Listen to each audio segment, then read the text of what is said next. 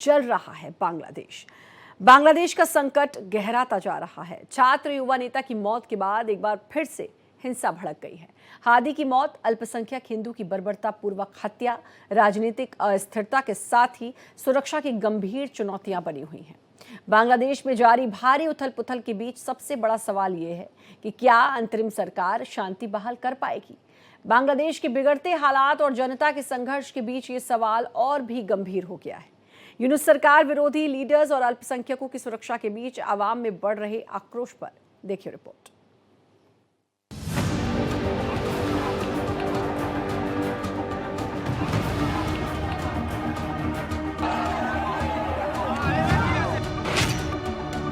छात्र नेता का शव पहुंचने से बवाल।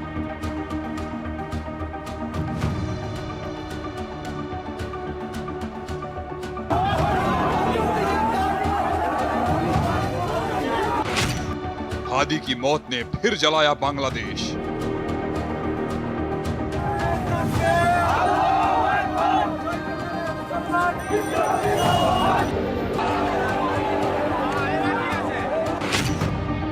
लोगों में आक्रोश, उग्र प्रदर्शन।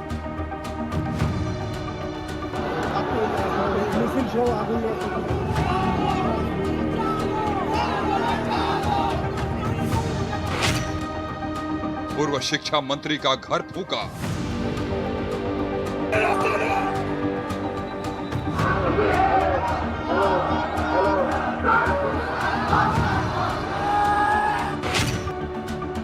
यूनुस सरकार की नाकामी।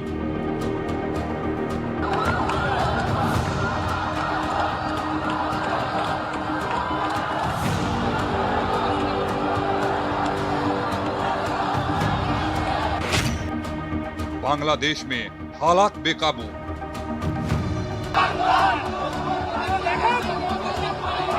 दर्शक देखছেন যে এই মুহূর্তে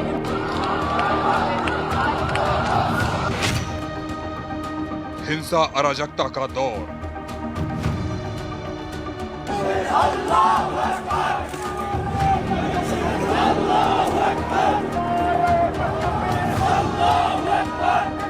बांग्लादेश के अंतरिम सरकार प्रमुख मोहम्मद यूनुस की ढुलमुल नीति, कट्टरपंथियों को बढ़ावा देने और सामाजिक, आर्थिक और मजहबी जैसे मुद्दों पर नाकामी के चलते मुल्क की हालत खराब है। भीड़ तंत्र को कंट्रोल करने में यूनुस सरकार पूरी तरह से नाकाम हो रही है और ये इसी का नतीजा है कि बांग्लादेश में हर तरफ अराजकता है, लोगों में जबरदस्त आक्रोश है और लगातार सड़कों पर उग्र प्रदर्शन हो रहे हैं और हिंसा का दौर थमने का नाम ही नहीं ले रहा है। मोहम्मद यूनुस के लीडरशिप में हालात में सुधार होने के बजाय लगातार बिगड़ती जा रही है। मौजूदा दौर में बांग्लादेश एक ऐसे चौराहे पर खड़ा है जहां लोकतंत्र की बहाली के वादे भीड़ की हिंसा और प्रशासनिक नाकामी के नीचे दबते नजर आ रहे हैं। बांग्लादेश में हिंसा और राजनीतिक अस्थिरता बनी हुई है और हालात पूरी तरह से बेकाबू हैं। सरतन से जुदा का नारा ये पाकिस्तान से प्रमोट होकर के भारत में आया और मैं तो इसको कई सालों से बराबर अपने मजहबी जलसे हों, जुलूस हों या जुमे के दिन नमाज जुमा का खुतबा हो, उसमें बराबर हम अपने नौजवानों से ये कहते हैं कि सरतन से जुदा का नारा न लगाएं, इसलिए कि इस नारे में हिंसक पहलू झलकता है और पैगंबर इस्लाम से निस्बत रखने वाली कोई भी चीज हो, चाहे नारा हो, स्लोगन हो, कुछ भी हो, उसमें प्यार झलकना चाहिए। क्योंकि उन्होंने प्यार और मोहब्बत का पैगाम दिया, अमन और शांति के पैगाम दिया, उन्होंने हिंसा का पैगाम नहीं दिया और न इस तरफ उन्होंने कभी कोई इशारा किया। बांग्लादेश में शेख हसीना के मुखर विरोधी लीडर उस्मान हादी की मौत के बाद हिंसा का दौर शुरू हुआ। हादी की मौत के बाद ढाका सहित कई दूसरे शहरों में हिंसा भड़क उठी। प्रदर्शन इतना उग्र था और लोगों का गुस्सा इस कदर भड़का कि प्रदर्शनकारियों ने पूर्व शिक्षा मंत्री मोहिबुल हसन चौधरी के घर को खाक कर दिया। देखिए, बांग्लादेश में जो फिलहाल हो रहा है वो ओवरऑल तो एक दर्शाता है कि बांग्लादेश के अंदर जो मुस्लिम लीनिंग एलिमेंट्स हैं, मुस्लिम लीनिंग पब्लिक ओपिनियन बढ़ गया है। अवामी लीग जो प्रोपोगेट करती थी, जिसके लिए खड़ी थी सेकुलर बांग्लादेश, उससे हट करके अब बांग्लादेश की मेजॉरिटी, शायद मेजॉरिटी ओपिनियन इस तरफ जा रहा है कि बांग्लादेश को हमें एक इस्लामिक देश बनाना है। ठीक है, बनाएं इस्लामिक, बट प्रॉब्लम यह है कि उस इस्लामिक देश के साथ जो फ्रिंज एलिमेंट्स होते हैं, जो कट्टर होते हैं, जो वायलेंस लेते हैं, जो गोली बारूद का इस्तेमाल करते हैं, उनको भी बढ़ावा मिल रहा है। और इन सब के बीच एंटी इंडिया सेंटीमेंट बढ़ाई जा रही है। और एंटी इंडिया सेंटीमेंट बढ़ाई जा रही है, अभी से नहीं, बहुत वर्षों से बढ़ाई जा रही है बांग्लादेश के अंदर ऑपोजिशन द्वारा, क्योंकि वो ब्लेम करते हैं भारत को कि भारत ने शेख हसीना को सपोर्ट किया, तभी शेख हसीना ने हमारे देश के अंदर हमारे खिलाफ जो भी कार्रवाई करी है। और शेख हसीना ने करी है, अपनी ऑपोजिशन को किडनैपिंग्स, मर्डर वगैरह करे हैं। पर ये तो बांग्लादेश की चलन है पॉलिटिक्स का। जब खालिदा जिया दूसरी पार्टी की प्राइम मिनिस्टर थी, उन्होंने शेख हसीना की पार्टी को लोगों को किडनैप करवाया, मरवाया। शेख हसीना के ऊपर खुद ग्रेनेड अटैक हुए थे। तो जब शेख हसीना सत्ता में आई, उन्होंने वापस वैसा ही करा। तो ये बांग्लादेश की इंटरनल पॉलिटिक्स का रिदम है। हर तरफ आग की लपटें उठ रही हैं और यूनुस सरकार तमाशाबीन बनी हुई है। हादी की मौत की खबर के बाद ढाका यूनिवर्सिटी कैंपस के पास शाहबाग स्क्वायर पर भारी संख्या में लोग जमा हुए और जमकर नारेबाजी की। देश के दूसरे हिस्सों में भी इस तरह से विरोध प्रदर्शन हुए। अंतरिम सरकार ने हादी के सम्मान में आज के दिन को राजकीय शोक दिवस घोषित किया है। इस बीच ढाका में कथित तौर पर धर्म को अपमानने की आड़ में एक हिंदू युवक को बर्बरतापूर्वक हत्या ने आग में घी डालने का काम किया है। युवक के शव को नंगा करके एक पेड़ से लटकाकर आग लगा दी गई। युवक का नाम दीपू चंद्र था और वह पुलिस की सुरक्षा में था। ऐसे में सवाल ये पैदा होता है कि पुलिस की सुरक्षा में होने के बावजूद उसकी हत्या कैसे हो गई। सोशल मीडिया पर इसका वीडियो वायरल हो रहा है, जिसमें लोग मजहबी नारे लगा रहे हैं।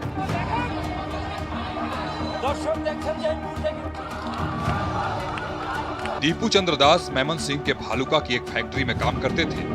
एक दिन एक मुस्लिम सहकर्मी किसी छोटी बात पे उन्हें सजा देना चाहता था, इसलिए उसने भीड़ के बीच ऐलान कर दिया कि दीपू ने पैगंबर के बारे में अपमानजनक बातें की।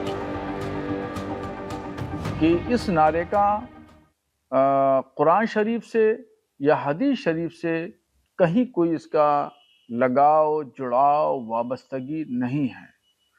ये तो ऐसा है कि जैसे एक आदेश देना, और आदेश देना और उस पर अमल करना, भड़काना, उकसाना या हिंसक वारदात अंजाम देना, ये तमाम चीजें जो हैं वो नाजायज हैं सरासर, और पैगंबर इस्लाम की शिक्षा के खिलाफ हैं। बांग्लादेश दीपू चंद्र की हत्या को देश में सांप्रदायिक माहौल को बिगाड़ने वाला बताया गया है और कई संगठनों ने इसका जमकर विरोध दर्ज किया है। बांग्लादेश हिंदू बौद्ध ईसाई यूनिटी काउंसिल ने इसे जघन्य अपराध करार देते हुए दोषियों को फौरन गिरफ्तारी की मांग की है। ढाका शहर हो या कुमिल्ला हो या और दूसरे शहर हो, हर जगह तोड़ फोड़, आगजनी और अल्पसंख्यकों के घरों को नजर आतिश करना, ये तमाम हंगामा आराई हो रही है।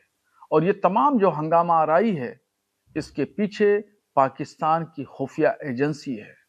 खुफिया एजेंसी के आलाकार बांग्लादेश के मुस्लिम संगठन हो चुके हैं, और बांग्लादेश के मुस्लिम संगठन ये कट्टरपंथी विचारधारा के लोग हैं। इन्होंने पहले शेख हसीना का तख्ता पलटा और मोहम्मद यूनुस को लेकर के आए, अब ये मोहम्मद यूनुस का तख्ता पलटना चाहते हैं। बहुत ही अफसोसनाक बात यह है कि वहां एक अल्पसंख्यक की मॉब लिंचिंग की गई। भारत का मुसलमान इन तमाम हालात को लेकर के चिंतित है, मजम्मत करता है। मैं भारत सरकार से और खास तौर पर प्रधानमंत्री नरेंद्र मोदी से मुतालबा करता हूं कि वो बांग्लादेश के मामलात में मुदाखलत करें, हस्तक्षेप करें, ताकि वहां पर हो रहे अल्पसंख्यकों पर जुल्म ज्यादती रोकी जा सके। बेकाबू होते हालात को देखते हुए यूनुस सरकार ने बयान जारी कर दिया है और कहा है कि नए बांग्लादेश में हिंसा के लिए कोई जगह नहीं है और इस अपराध के दोषियों को कड़ी सजा दी जाएगी। यूनुस सरकार ने मामले को ठंडा करने के लिए एक बयान जारी करके अपना पल्ला झाड़ लिया, लेकिन सरकार की विफलता की हर तरफ निंदा हो रही है। बांग्लादेश में लगातार विरोधियों के साथ ही अल्पसंख्यकों को निशाना बनाया जा रहा है और यूनुस सरकार पर इसको लेकर लगातार सवाल खड़े किए जा रहे हैं। हम लोग को फोर्स मत कीजिए। हमारा नोटिस में अभी तक कोई बीचेस नहीं है, हमारा अभी तक कोई बीचेस नहीं है। सो अगर आप लोग नोटिस को ध्यान आप लोग रखते हैं तो हम लोग भी नोटिस में एक बीच बनाना पड़ेगा। ये हम लोग मजबूरी मत करिए। हम लोग वो बीच का नाम रखेगा ग्रेटर पिपरालैंड बीच नाम रखेगा। हम लोग आने वाले दिनों में आज नहीं तो कल नहीं तो कभी ना कभी तो हो जाएगा, अगर रोज ऐसा होते ही जा रहे हैं तो, क्योंकि हम छोड़ने वाले में नहीं है। Because we are the responsible citizen of India, we are the responsible citizen of state. Bangladesh में हिंसक प्रदर्शन। बांग्लादेश में हिंसा की आग भड़की हुई है, हर तरफ उग्र प्रदर्शन हो रहे हैं। लोगों का गुस्सा सातवें आसमान पर है। शरीफ उस्मान हादी इंकलाब मंच के प्रवक्ता थे, जिन्हें पिछले शुक्रवार को राजधानी ढाका में गोली मार दी गई। सिंगापुर में इलाज के दौरान हुई मौत की पुष्टि होने के बाद से राजधानी ढाका समेत कई शहरों में भीषण हिंसक प्रदर्शन भड़क उठा है। आवामी लीग के दफ्तरों को निशाना बनाया गया है। ढाका की सड़कों पर देर रात तक नारेबाजी, आगजनी और तोड़फोड़ जारी है। देश भर में दहशत का माहौल बन गया है। चटगांव में कई जगहों पर विरोध प्रदर्शन हुए। भारतीय सहायक उच्चायुक्त के आवास के सामने बड़ी संख्या में लोग जमा हो गए। हाई कमीशन पर ईंटें फेंकी गई। सांस्कृतिक संगठन को भी आग के हवाले कर दिया गया। कई जिलों में भारी आगजनी हुई। न्यूज चैनल के दफ्तर को आग के हवाले कर दिया गया, जला डाला गया है। हिंसक भीड़ ने ढाका के धनमंडी 32 में फिर से आग लगा दी और तोड़फोड़ की। सोशल मीडिया पर राजनयिक मिशनों के पास पथराव के वीडियो सामने आए। कुछ प्रदर्शनकारियों ने अंतरिम सरकार के बजाय क्रांतिकारी सरकार की मांग भी रखी। हालात इस तरह से बिगड़े हुए हैं कि मीडिया के लिए भी मुश्किलें पैदा हो रही हैं। मीडिया संस्थानों को भी निशाना बनाया जा रहा है। ऐसे में बांग्लादेश के अंदर जिस तरह के माहौल बन रहे हैं, मॉब सड़कों पे उतर रहे हैं, अखबारों को जलाया जा रहा है, अखबारों के दफ्तरों को, एडिटर्स को, जर्नलिस्ट को, ये सब एक तरह की अनार्की की तरफ जाता दिखता है देश। तो ऐसे में चांस ये भी है, संभावना है कि देश में इमरजेंसी डिक्लेयर कर दें तो यूनुस शायद कुछ टाइम और चल जाए, या बांग्लादेश की आर्मी कोई कदम उठाए। आप ये देखिए, बांग्लादेश की आर्मी अभी तक कोई सामने नहीं आई है। जो भी देश में हो रहा है। बांग्लादेश की आर्मी एक तरह से पीछे खड़ी है। जो भी ये हिंसा हो रही है उसे पुलिस जाके कुछ कर रही है या आर्मी कुछ करा दे रही है, पर इफेक्टिव नहीं दिख रहे हैं। तो या तो बांग्लादेश की आर्मी को कुछ इफेक्टिव रोल प्ले करना पड़ेगा, और अगर वो इफेक्टिव रोल प्ले करेगी तो फिर इलेक्शन होंगी या नहीं होंगी, यूनुस ही रहेंगे। तो ये सारी चीजें आई थिंक अभी बहुत ही वेरिएबल और ओपन टू क्वेश्चन है फिलहाल। रिपोर्ट के मुताबिक प्रोथोम आलो और डेली स्टार के ऑफिस वाली बिल्डिंग में कई लोग फंसे हुए हैं। प्रदर्शनकारियों ने पहले इन ऑफिसों में तोड़फोड़ की और फिर उनमें आग लगा दी। आरोप है कि बिल्डिंग के बाहर सैनिक और पैरामिलिट्री बॉर्डर गार्ड की तैनाती के बावजूद हालत खराब है।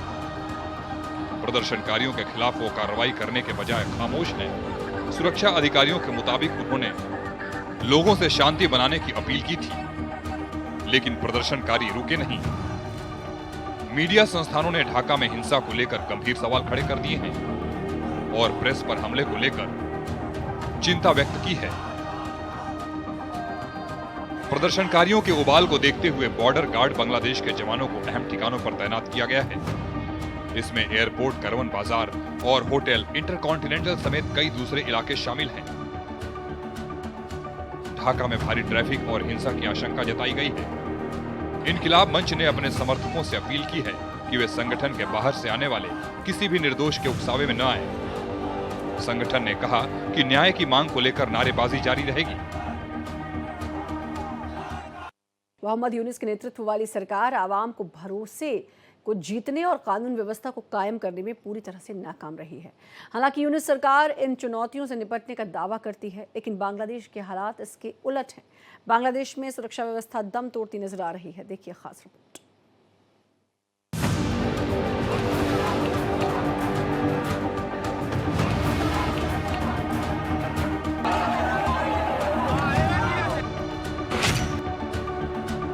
बांग्लादेश में गहराता संकट। बांग्लादेश में हालत विकट बनी हुई है।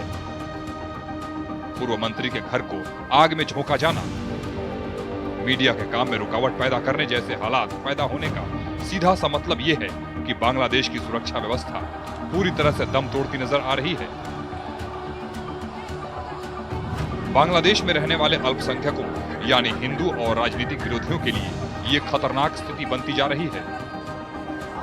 ऐसे में सवाल यह है कि क्या यूनुस सरकार जानबूझकर ऐसा कर रही है और ऐसा बुरा माहौल बना रही है, या ये महज एक विफलता भर है। 5 अगस्त 2024 को देशव्यापी विरोध प्रदर्शनों के दौरान राजनीतिक दबाव और बिगड़ती कानून व्यवस्था के बीच प्रधानमंत्री शेख हसीना ने इस्तीफा दे दिया और देश छोड़ दिया। बांग्लादेश की इस राजनीतिक घटनाक्रम के बाद सत्ता परिवर्तन के बाद अवामी लीग के कई नेताओं का विरोध का सामना करना पड़ा और राजनीतिक परिदृश्य में अनिश्चितता आ गई। शांति और स्थिरता बहाल करने के मकसद से मोहम्मद यूनुस के नेतृत्व में एक अंतरिम सरकार का गठन किया गया। इस सरकार का मुख्य कार्य एक स्वतंत्र और निष्पक्ष चुनाव कराना था, लेकिन हालात में सुधार दर्ज होने का कोई नाम ही नहीं ले रहा है। इसके साथ ही यूनुस भी कुर्सी से चिपके रहने के लिए चुनाव को लंबे वक्त के लिए टालने के मूड में है। बांग्लादेश में मौजूदा हिंसा को बढ़ावा देने की वजह भी यही रही। बांग्लादेश के पूर्व मंत्री मोहिबुल हसन चौधरी ने आरोप लगाया है कि यूनुस के नेतृत्व वाली अंतरिम सरकार एक सोची समझी रणनीति के तहत देश में अराजकता फैला रही है ताकि चुनावों को अनिश्चित काल के लिए टाला जा सके।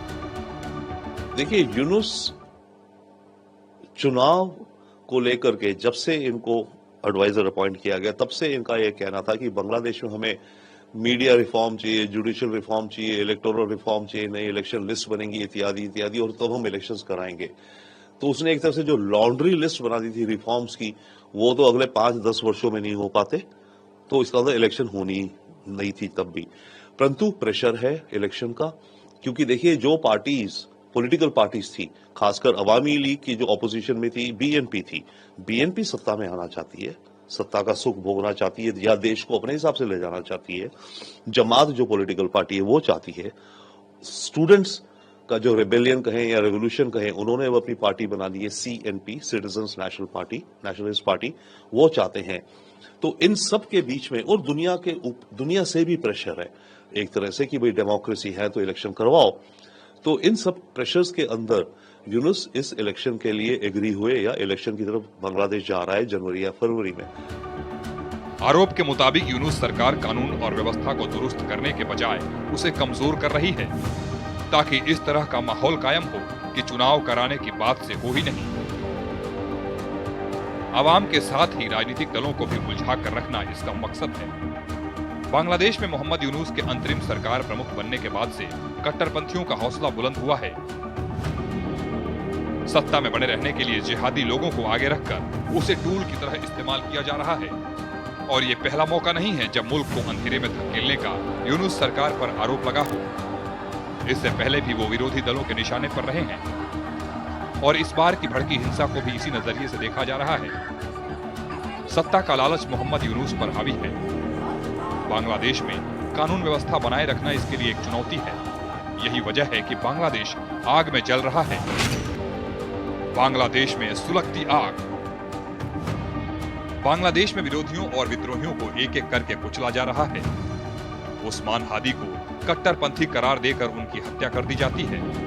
अल्पसंख्यकों को टारगेट किया जा रहा है और भारत विरोधी मुहिम को हवा दी जा रही है। विरोध प्रदर्शनों को शांत करने के बजाय उसे उकसाया जा रहा है और लोगों को हितों के साथ खिलवाड़ किया जा रहा है। कट्टरपंथियों को बढ़ावा देने का ये नतीजा है कि बांग्लादेश में हिंसा की आग थम ही नहीं रही है। पूर्व मंत्री मोहिबुल हसन चौधरी का ये आरोप इस लिहाज से बेहद अहम है, जिसमें उन्होंने कहा कि उस्मान हादी की मौत का भारतीय उच्चायोग के सामने भीड़ को जानबूझकर उकसाया गया ताकि भारतीय दूतावास को बंद कराया जा सके, नई दिल्ली से तीखी प्रक्रिया ली जा सके। ये सब भारत को उकसाने और अंतर्राष्ट्रीय स्तर पर विवाद पैदा करने के लिए किया जा रहा है। बांग्लादेश में बढ़ती कट्टरपंथी ताकतों और भारत विरोधी भावनाओं ने नई दिल्ली की चिंताएं बढ़ा दी हैं। भारतीय मिशनों पर हमले और सुरक्षा चिंताओं के कारण वीजा सेवाओं को अस्थायी रूप से बंद करना पड़ा है। भारत ने यूनुस सरकार से अपने राजनयिक मिशनों की सुरक्षा सुनिश्चित करने के लिए कहा है। बांग्लादेश की बिगड़ती दशा महज राजनीति की नहीं है, देश की अर्थव्यवस्था पूरी तरह से चरमरा चुकी है। कूटनीतिक रिश्तों में दरार पैदा हो रही है और आंतरिक सुरक्षा सबसे बड़ा मसला बना हुआ है। राजनीतिक और प्रशासनिक संतुलन में कमी के चलते संकट गहराते जा रहे हैं। बांग्लादेश एक ऐतिहासिक संक्रमण काल से गुजर रहा है। हालांकि सत्ता परिवर्तन के महीनों बाद भी दिसंबर 2025 आखिर तक देश में हिंसा की लहरें पूरी तरह से शांत नहीं हुई हैं।